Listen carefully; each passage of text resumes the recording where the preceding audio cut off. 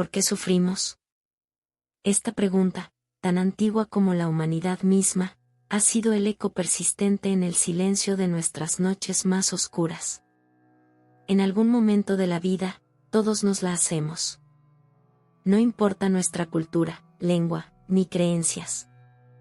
Es una pregunta universal. Pero pocos se atreven a mirar profundamente en su raíz, sin rodeos, sin consuelo superficial. Entre quienes lo hicieron con seriedad, destacan dos pensadores de dimensiones diferentes pero complementarias, Carl Gustav Jung y Jiddu Krishnamurti.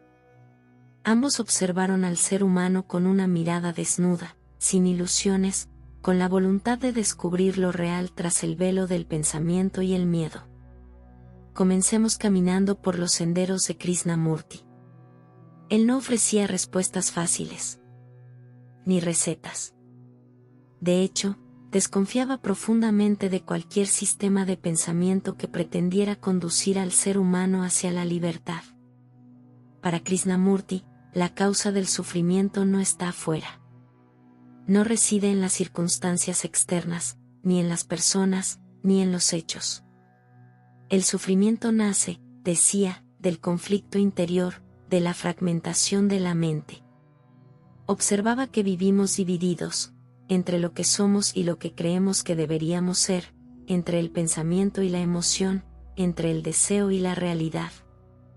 Esta división interna genera fricción. Y donde hay fricción, hay dolor.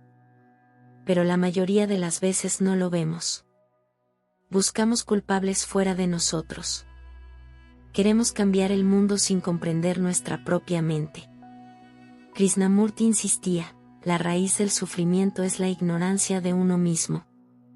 Ignorancia no como falta de conocimiento técnico, sino como falta de atención profunda. Nos hemos acostumbrado a vivir sin mirar. Actuamos, reaccionamos, hablamos, sufrimos, sin comprender por qué. Y esa falta de comprensión alimenta la repetición del conflicto. Para él, el pensamiento es el gran responsable. No porque sea malo en sí, sino porque se ha vuelto el amo, en lugar de un instrumento.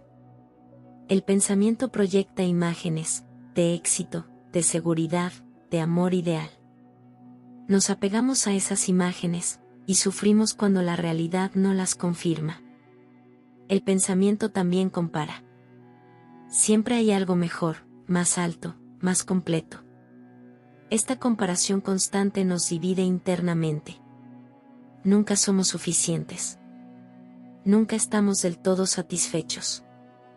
Y en ese hueco entre lo que somos y lo que imaginamos deberíamos ser, nace el sufrimiento.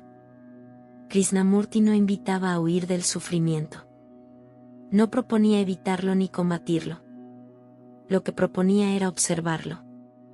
Mirarlo de frente, sin huir, sin condenar, sin justificar. Porque solo en esa mirada clara, sin juicio, comienza la verdadera transformación. No es una técnica.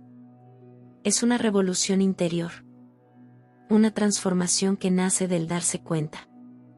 Carl Gustav Jung, por otro lado, aunque desde una perspectiva psicológica y simbólica, también veía el conflicto interior como el núcleo del sufrimiento humano. Jung exploró las profundidades del inconsciente, ese océano silencioso donde habitan nuestros miedos, deseos reprimidos, memorias ancestrales. Descubrió que dentro de nosotros hay múltiples voces, múltiples figuras, la sombra, el ánima, el ánimus, el viejo sabio, el niño interior, y que muchas veces, estas partes entran en conflicto. Jung decía que la neurosis es el resultado de un conflicto entre dos deberes éticos, entre lo que uno quiere y lo que uno cree que debe hacer. Entre la voz de la sociedad y la voz del alma.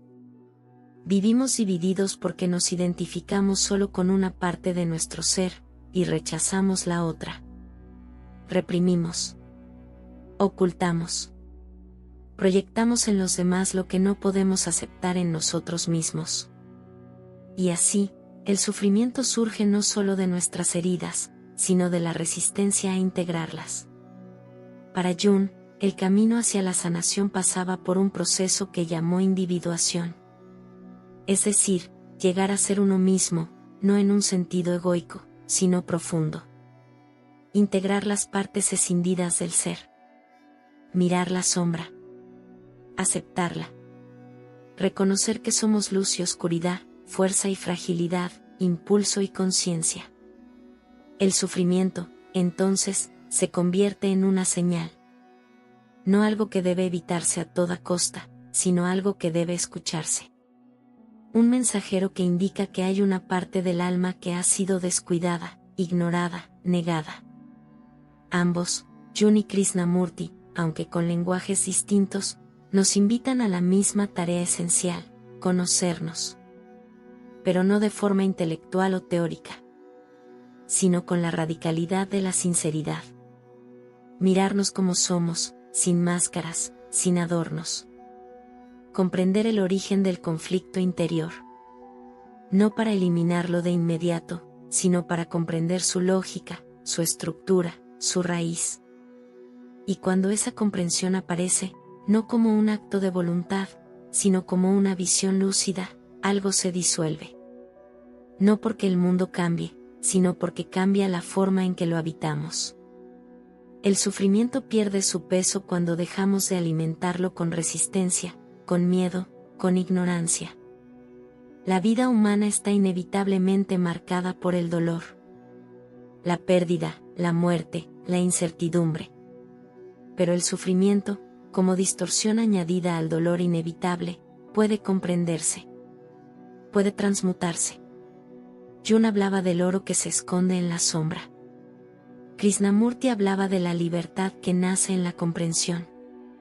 Ambos sabían que el ser humano tiene una capacidad inmensa para la transformación.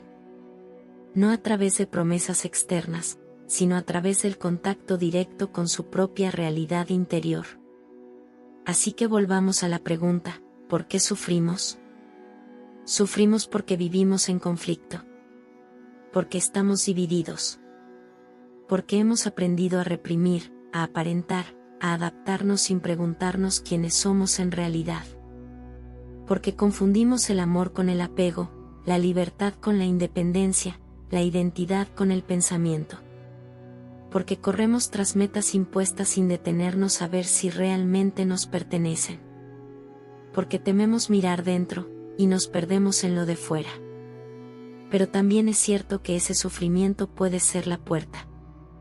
La grieta por donde entra la luz. Si lo observamos. Si lo escuchamos.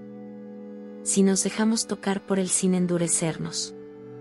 Entonces el conflicto interior puede revelarse no como un enemigo, sino como el inicio de una transformación silenciosa y profunda. En el fondo, Krishnamurti y Jung nos dicen lo mismo con distintas palabras: el conflicto interior no es el final. Es el umbral. Y al otro lado, no hay promesa de felicidad garantizada, pero sí hay algo más real: autenticidad, presencia, comprensión. Y, tal vez, esa forma de paz que no depende de lo que ocurra, porque nace de haber comprendido el misterio de uno mismo. ¿Y tú, estás dispuesto a mirar?